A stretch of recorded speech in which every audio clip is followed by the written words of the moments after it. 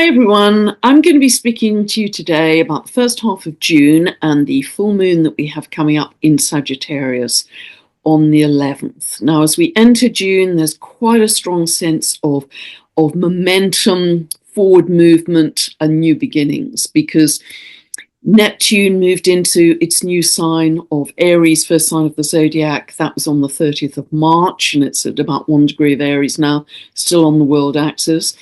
Saturn has just, over this last weekend, 24th, 25th of May, also moved into Aries, also at that 0 degrees of Aries on the world axis. We have Jupiter entering Cancer on the 9th of June. We also, by the way, have Mercury entering Cancer that same day. And so the only planet which is not moving direct is Pluto. All the others are moving direct. And a lot of cardinal energy. The cardinal signs are Aries, Cancer, Libra, Capricorn. And cardinal signs are initiatory. They're entrepreneurial. They want to start something. So Aries energy is absolutely stellar at that. Very much the sign of the pioneer, the initiator.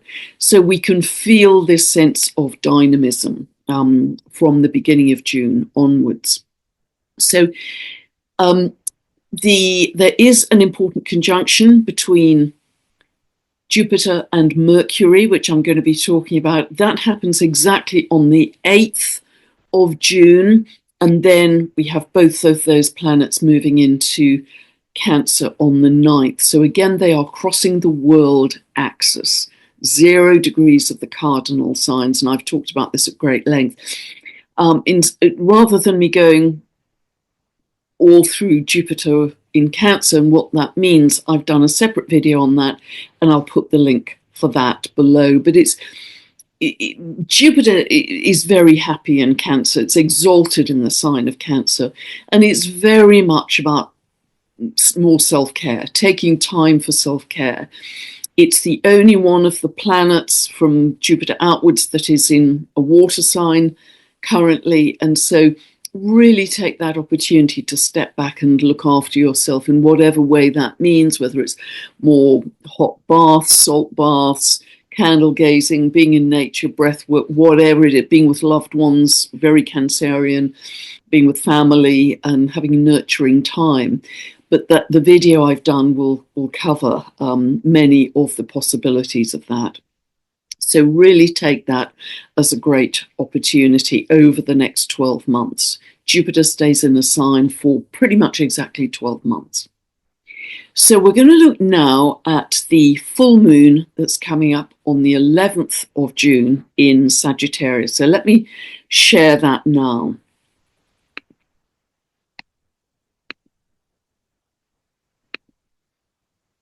Okay, so here we have this happening. It's happening in the UK. This is at 7:45. That's universal time. So on the clock, it's 8:45 a.m. And as always, we have the sun and the moon opposite each other at a full moon. Now, Sagittarius is very much the sign of expansion, of exploration, of travel, of long distance travel, of new discoveries, of optimism. And it's really quite visionary. It's very much about the future as well, being visionary about our future. And really seeing many more possibilities, and that's something is a bit of a theme here in this video, seeing many more possibilities than we have before. It's quite restless energy. It always wants to move on, next adventure, next exploration. And it's also very much, it can be physical travel that it's linked to, but also metaphysical, seeing the interconnectedness of all things in our universe. And I think that's very relevant for where we are now, and really seeing no limits. Sagittarius doesn't really want to put any limits on anything. So see where this falls in your chart, 20 degrees of Sagittarius. As always, if you don't know where these points fall in your chart, you can download a free birth chart from my website. Go to this link below this video and you can get a 2-part video series that is not a birth chart analysis. These are teaching videos to teach you how to find these points in your chart and what it means for you in your own life, your own it really begins your astrological journey, actually, which is so important. So we also have the sun here, 20 degrees of Gemini. This is exactly to the degree conjunct a dwarf planet called Altjira, Altjira, that I've talked about before, that is very linked to dream time, the big dreaming. And this is much part of the mythology of the Aboriginal people who really believe, and I think over time we are going to come to the same conclusion, that dream time is more real than the physical reality we're living in. Everything is birthed from the invisible energy in dream time, and then we make it manifest in our much more tangible world. And that's a very important theme as well. So the ruler of this full moon is Jupiter. Jupiter here on the world axis, so very, very much in its comfort zone in Cancer and feeling very expansive and futuristic. It's conjunct Mercury. So this is big thinking because Mercury is ruling where the sun is and Jupiter is ruling where the moon is. So it's a very strong conjunction here. Very much about big thinking. And it's also incorporating this sense of sovereignty because Jupiter and Mercury are square to the Saturn-Neptune conjunction that I've talked so much about. Cancer, and again I referred to this in the video on Jupiter and Cancer, there's a need to feel emotionally secure and safe. Safe with your loved ones. And so that's a big part of where we're going, a strong need to feel safe. And that could be with your family of frequency rather than your biological family. But it's also bringing in this sense of independence, sovereignty.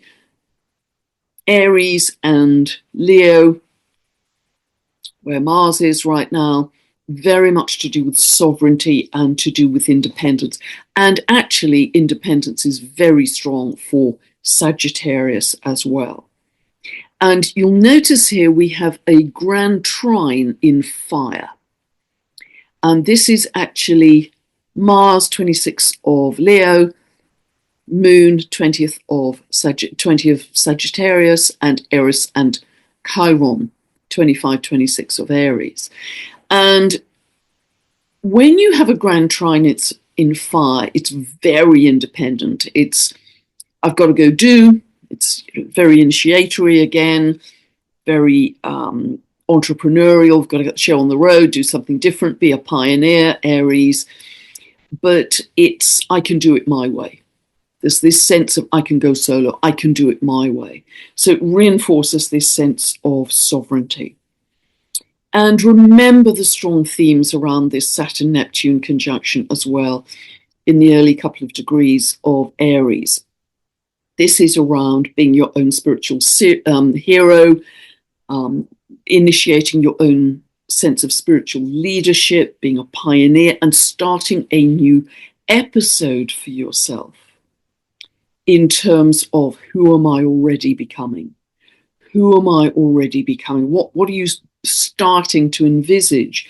And in a sense of a bigger, more expanded you. That sense of a bigger, more expanded you is very much picked up with this Sagittarius full moon, because Sagittarius and its ruler Jupiter very much linked to expansion. And remember, these next few months are a rehearsal for that new you, because Saturn moves back into Pisces on the 1st of September, and then in October, Neptune also moves back into Pisces. They both stay in Pisces over those next few months until January, February 2026. So this is our rehearsal time for what is our new sense of self, who are we stepping into, what is the expanded sense of identity that we have, or consciousness is a better word here that we have, and what new episode is this birthing for you. It's very exciting. Now, with full moons, always it gives a sense of, personally, a sense of completion or closure or culmination. So see where 20 of Sagittarius is falling in your chart. Sometimes it can shine a light on what you weren't aware of previously, but so often there's a sense of completion or closure. So it's really helpful to track these lunations, new moons and full moons through the months, because it really opens up your sense of understanding your astrological journey here. Now, we also have coming up on the 15th, the final third square between Jupiter and Saturn. I mean, it's almost exact now. And again, I have a separate video on the Jupiter-Saturn square. I'll put the link for that below, because we had this square for the first time last August, then again, 24th of December, and that was when they were in mutable signs of Gemini and Pisces. Now they are in cardinal signs. We're moving forward so we can get the show on the road with the themes that this is about. And this will become exact, as I say, on the 15th of June. And then they move ahead. That starts to break up. So this is the final exact square.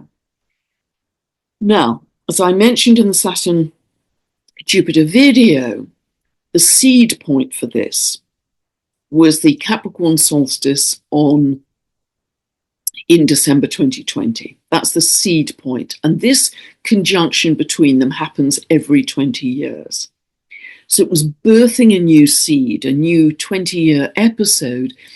And it's very much connected to our social and political zeitgeist, if you like, our social and political backdrop, and our beliefs at that time, etc. Now, that conjunction was in Aquarius, right at the beginning of Aquarius. So it was birthing this new 20-year cycle of what does Aquarius represent? Well, it represents humanitarianism, greater sense of egalitarianism. It's very futuristic. It's very linked to freedom and community, very strong around community. And when we get what's called the opening square, which is what we have here, exact on the 15th of June, is, okay, how far have we come? How far have we come from that birth point in December 2020? And remember what was happening, and remember where the whole world was in December 2020. So this, because they have moved on now to Cancer and Aries, this is a very strong sense of, okay, what is your sense of sovereignty now and independence versus where you were then at the end of 2020? How well is that working out? Is it working out really well, or do you need to make some adjustments? Because Jupiter is very connected to our belief system. Our belief system and what has meaning for us. So what can you remember about what you believed in at the end of 2020? Are your beliefs, which you may still have from that time, being challenged right now? Because Saturn is the challenge. Okay, that's the reality check. How well is that working? So you may want to revise your belief systems now in light of the last few years since the end of 2020. What has been challenged over those years, and particularly right now? Where does your meaning lie? What gives you meaning that may be very different from where you were then? Because now Jupiter is in Cancer, the need to feel safe and secure and to have a sense of family, even if that isn't biological. So I think this is super interesting in terms of how our belief systems may be challenged, what gives us a sense of meaning now versus then, because there's a very strong sense of pivot point here. And partly that is coming from this Jupiter-Saturn square, because Saturn is the past and Jupiter is the future. But it's also coming from the fact that this full moon is square. It's 20 degrees of the mutable sign, so it is square, forming a mutable grand cross, in fact, to the nodal axis. Remember, the south node is always exactly opposite the north node, so the south node is at 22 of Virgo. So this is a mutable grand cross. The south node is linked to our past, our collective past. The north node is our collective future. Saturn is the past squared by Jupiter, the future. So another very clear theme here. So this is, again, this pivot point of choice. The sun's still in Gemini, the sign of choice. You're going to drift back to the past. How well has that worked? Or you're going to vigorously, passionately, with all this fire energy, enthusiastically, Sagittarius Jupiter, step into some much greater possibilities with a much greater sense of meaning than you have ever done before in this lifetime.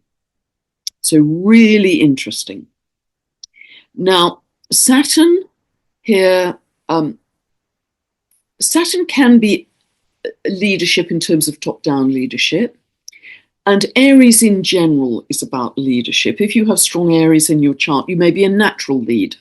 You don't have to be a domineering leader, you can be a natural leader. And this can act as a reality check on leaders, particularly any leaders who have been deceptive to the people. Neptune. So that's going to be interesting. Now, yes, on the one hand, Saturn can, and in the past has been, linked to strong-arm leadership, forceful leadership, military leadership even. Yes, that's true. But it can also, in this configuration, go the other way entirely and encourage us to step into our sovereignty. Which wolf are you going to choose? Which timeline are you going to feed? Which would you prefer? Because Saturn is also about accountability. If they or you or any of us are in a leadership position, how truly accountable are you to your people? And Saturn has a very positive aspect of our morality, our integrity. Jupiter is connected to truth and the law. So this can be a beautiful combination in terms of the integrity, the moral compass, the transparency, the ringing true of real veracity from our leaders. This can call in a very different kind of leadership that really is acting for the people, Pluto in Aquarius. And we have a long-term sextile, as I've talked about in other videos, between Pluto, well, it's sextile Saturn right now, but Saturn will move on kind of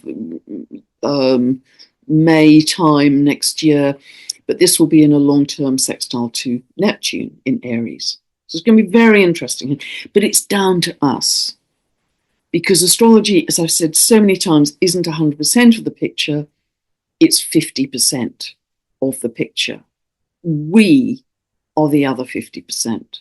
As the co-creators, the co-producers, the co-participants, we are weaving our future in every moment. Really, really, I'm going to bang that drum much more loudly, I think, going forwards. Another aspect which comes up, another theme which is really lovely, is philanthropy, because Jupiter is also square here to Neptune.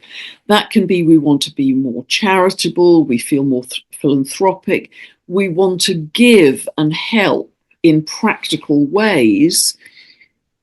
How can we help the dispossessed, the homeless, those on the periphery of society, all ruled by Neptune. How can we help them? And so that's a beautiful expression of this square between Jupiter and Neptune. It can also suggest we want to move to a more perfect reality. I think a lot of us would want to do this. It can bring in a kind of escapist urge. And it may well be that we're thinking about an ideal home, ideal Neptune home, Cancer, a foreign home, Jupiter in Cancer, foreign home that's more ideal. And again, that may be in community, Pluto in Aquarius. So we may want to move to a more perfect and ideal home. But be careful, because squares between Jupiter, hard aspects between Jupiter and Neptune can also be the big bubble. You know, we're carried away with the over idealism. If I'm not mistaken, there was a big stock market crash when there was a hard aspect between Jupiter and Neptune in the past. It could have been, was that during when they were in Aquarius and it was the tech bubble that burst? Anyway, it's linked to big bubbles and over idealism. But what helps us greatly here is that Saturn is part of the picture. And where Aries may want to be impulsive, impetuous, let's go do it right now. In fact, now is too late, are very impatient, Saturn can slow it down. You know, let's get real. Let's plan pragmatically and realistically. And if you do want to move to a new home or a more ideal situation, let's plan it properly and not just dash off to something and the bubble may burst because it wasn't perfect. So the Saturn can actually be hugely helpful. But this square between Jupiter and Neptune encourages us to want to move towards transcendence and even bliss. Just utterly blissed out. You can do that sitting in nature listening to the birdsong.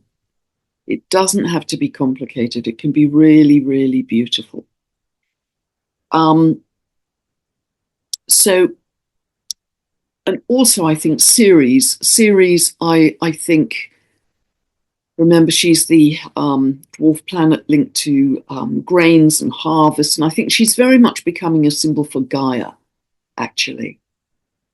And because we have these planets conjunct in Aries, yes, for natural and unnatural reasons, we could see going forwards more fires, which we've seen already. We can see more drought, limited water, Saturn, Neptune, not enough water, not enough rain. But we can also see, particularly while Neptune is on this world axis up to 2 degrees of the cardinals, we can also see flooding. That Neptunian issues are writ large. They're on the public stage. Now, there's been a huge amount of flooding in Spain, and recently in southern France around Le Lavandou, cars were swept into the sea and 3 people died. There have been big floods in northern Italy and also recently in New South Wales. So this is partly also Gaia going through her upgrade, her own evolution, her own labour pains. So I think we just have to manage these as best we can and help each other, because some are occurring for natural reasons, some unnatural, as we know. Another aspect that could come in here, so I say Jupiter has a legal connection. Also Sagittarius, we could see some very important legal cases coming to the fore, connected to any deceptive leadership. That could be part of this picture here.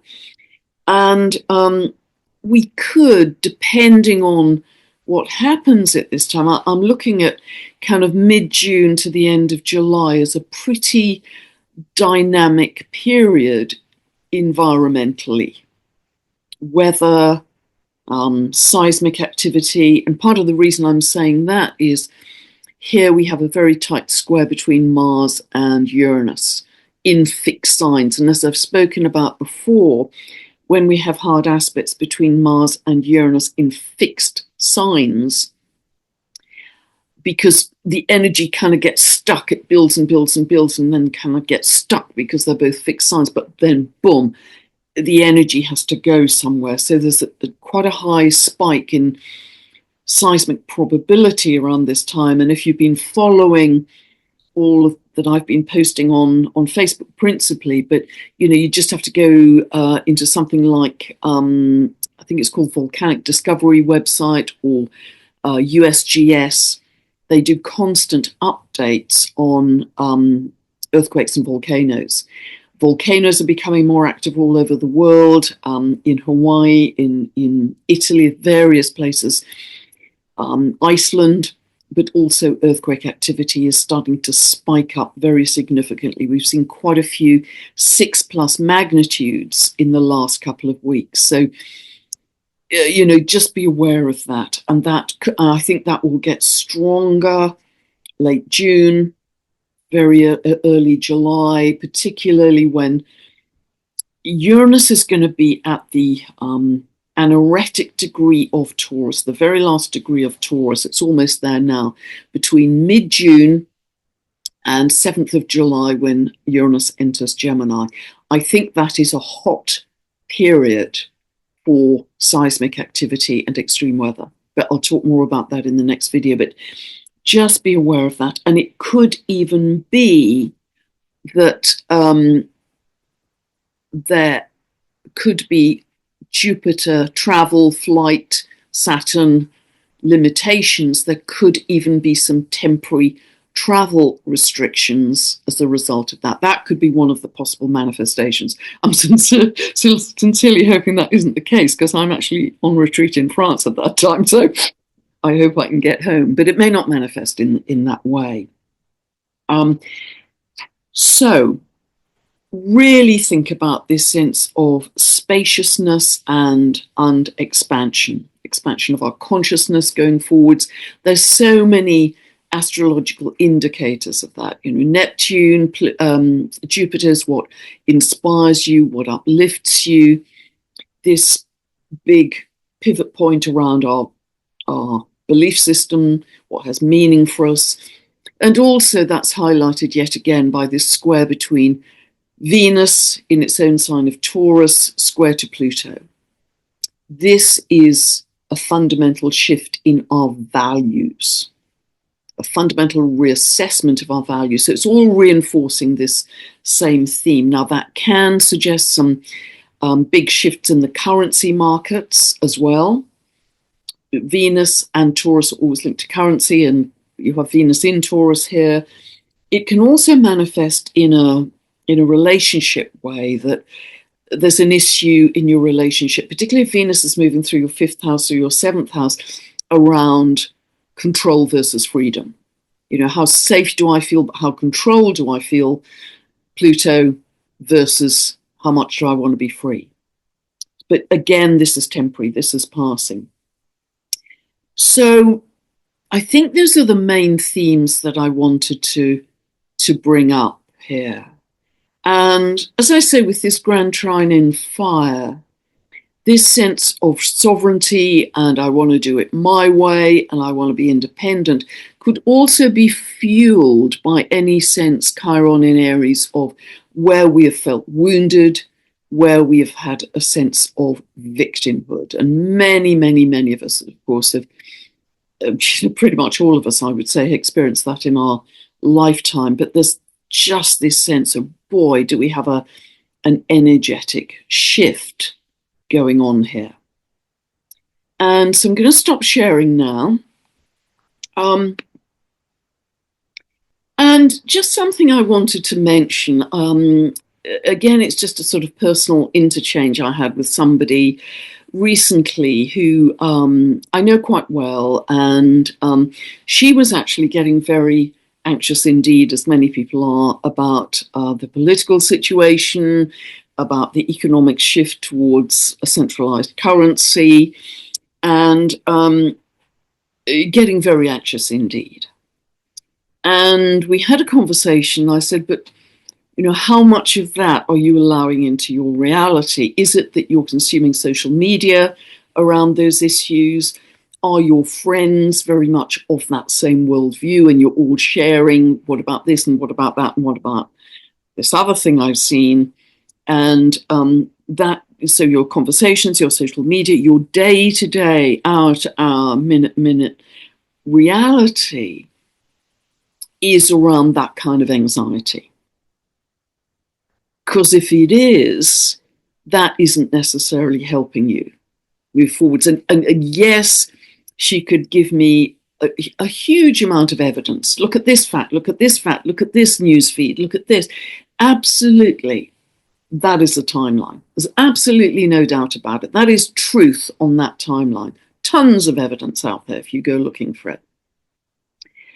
But it was a very interesting conversation because it helped me as well in that if she keeps on feeding herself with that timeline, her cake ingredients for her tomorrows are going to be anxious and fearful. So it's less about what is actually happening, and it's more about your frequency, your energy, your state of being, as I so often say, because those are the cake ingredients. It's not the facts of what's happening that are cake ingredients. It's the energy, because everything comes from energy and frequency. Everything. It all starts from the invisible. They are more important in building your tomorrows than what is happening right now, because what is happening right now is a result of our individual and collective frequencies of the past. We've already manifested that. And so she said to me, well, why isn't that your reality? And I said, well, probably I give about 0.5% of my attention to that, because I need to kind of vaguely stay aware of what's happening in the world, but I don't engage negatively in any way. I will not do that. Because I have to walk my talk, I have to be in charge of my frequency as far as I'm able.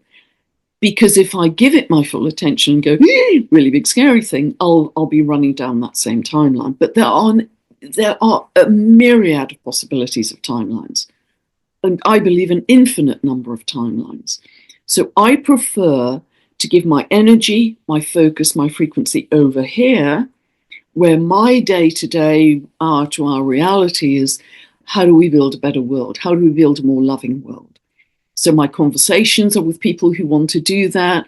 I'm in contact with many people, whether they're builders or carpenters or healers or whatever they're doing, gardeners. They are really focusing their energy on, we are going to be building a better reality, more loving reality, building a new community. I know somebody, a very dear friend, she's opened up her large garden so that 8 other people can each have a vegetable patch in her garden, and they're all going to share their vegetables. And they're very excited. It's beautiful. It's very excited because they'll go there on a daily basis and they'll sit and have tea and coffee and chat. And, they're doing something practical, and that's their reality, which again is a perfectly true timeline and reality. It's really happening. Is it true? Yeah, absolutely. They're digging in the earth. So their focus is not at all over on what's happening politically or, it's just off the radar. And so I've said before that our focus, our energetic focus, is our food in the quantum realm. That's what's creating your tomorrow. And as I say, this sense of your energy and frequency, they are the ingredient. That's what we build our tomorrows with. I wish I could remember a wonderful Chinese proverb that really says that. So, and I've also been thinking about this, and it came up recently, a lovely conversation with Amrit Sandhu, and somebody in the comments mentioned this, and it got me thinking because, they were saying, Amrit, you're actually building a community with these podcasts, as are all of the other interviewers and podcasters out there, Emilio and lots of people. And I've got this channel. And essentially, if you're following certain people and you like that content, you're forming a community. And you're forming a community from the invisible. a few years ago, we didn't have YouTube to this degree and podcasters in this number. So communities are forming from the invisible, and a lot of communities can kind of link together because they're on a very similar frequency. In this moment, we are creating a more loving world. I hope. In watching this video, I really hope I've helped you in the last, however long it's been, half an hour or so, to create a more loving world. So wherever you give your attention, check in. Is this creating something more loving or something more scary? We've got to kind of and I've had a very dramatic and personal experience of this recently, which I'm not going to go into because I mentioned it briefly with Amrit. But if we do that, if we focus on what's more loving, we start to take our energy away from the scary timelines. So a couple of years ago, I developed this kind of hashtag, starve out the scary, love in the good. Starve out the scary, love in the good. Hashtag, look what love built.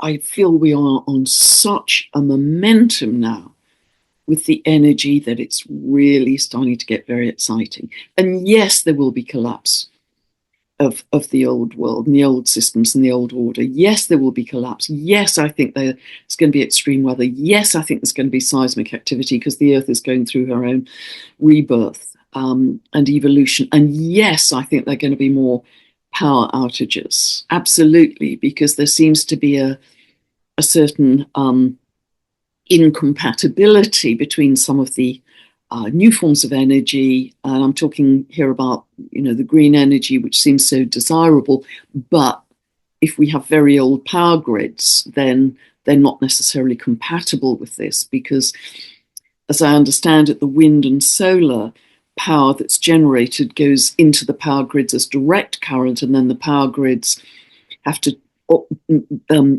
change that to alternating current. That's my understanding, and that can cause faults in the old power grid. So different countries are experiencing this to different degrees depending on where they've invested for the future. So just be aware, this stuff is going to happen.